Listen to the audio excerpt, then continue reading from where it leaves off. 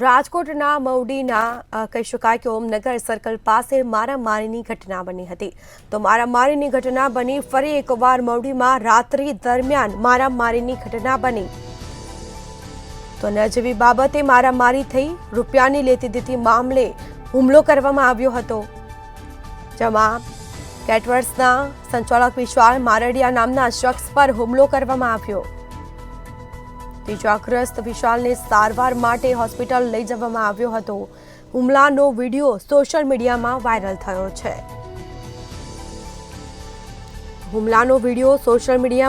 થયો છે. ફરી એકવાર મવડીમાં રાત્રિ દરમિયાન મારામારીની ઘટના બની, જેના સીધા દ્રશ્યો સામે આવ્યા છે. આ ઘટના સીસીટીવી કેમેરામાં કેદ થઈ છે. તો રૂપિયાની લેતી દેતી મામલે હુમલો કરવામાં આવ્યો હતો, તો જેના સીધા દ્રશ્યો જોવા મળ્યા છે.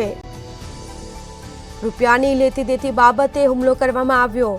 ઇજાગ્રસ્ત વિશાલને સારવાર માટે હોસ્પિટલ ખસેડવામાં આવ્યો છે.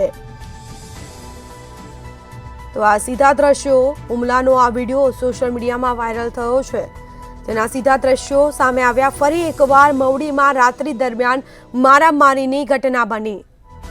તો વધુ વિગતો સાથે સંવાદદાતા ધ્રુવ કુંડેલ ફોન લાઈન પર જોડાયા છે. જી, રાજકોટ મવડીના ઓમનગર સર્કલમાં મારામારીની ઘટના બની છે, શું છે મામલો?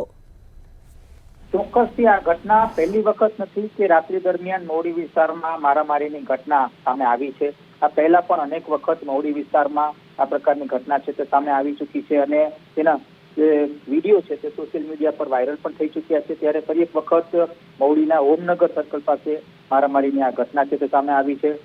કેટરર્સના સંચાલક વિશાલ મારડિયા પર હુમલો થયો છે. ખાસ તો રૂપિયાની લેતી દેતી મામલે આ હુમલો થયાની વિગતો સામે આવી રહી છે. ઇજાગ્રસ્ત વિશાલને સારવાર માટે હાલ જે હોસ્પિટલમાં ખસેડવામાં આવ્યો છે, ત્યારે હુમલાની ઘટના ફરી એક વખત સોશિયલ મીડિયા પર વાયરલ થઈ છે.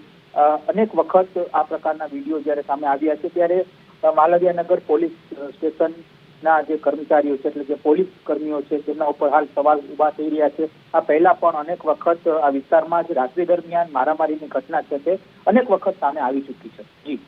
જી બિલકુલથી તમામ જાણકારી આપવા બદલ આપનો આભાર. તો જે ઘટના છે તેના સીસીટીવી ફૂટેજ સામે આવ્યા છે. ઘટના સીસીટીવીમાં કેદ થઈ છે, જેના સીધા દ્રશ્યો. ફરી એકવાર મવડીમાં રાત્રિ દરમિયાન મારામારીની ઘટના બની હતી. કેટરર્સ સંચાલક વિશાલ મારડિયા નામના શખ્સ પર હુમલો કરવામાં આવ્યો. તો 3 થી 4 લોકોએ હુમલો કર્યો હોવાનું સામે આવ્યું છે.